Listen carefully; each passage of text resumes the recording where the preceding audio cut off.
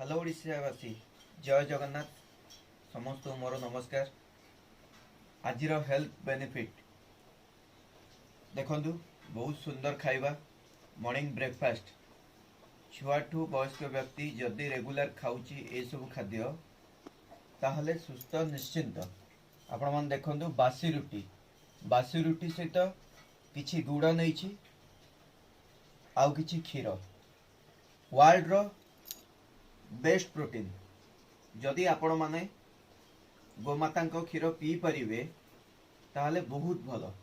आ बासी रुटी गोटे एते सुंदर खाइबा आपण माने रेगुलर जदि खाऊचंदी आपण बॉडी पूरा सुस्थ रहिबो एटा ग्यारंटी मोर गोटे विश्वास।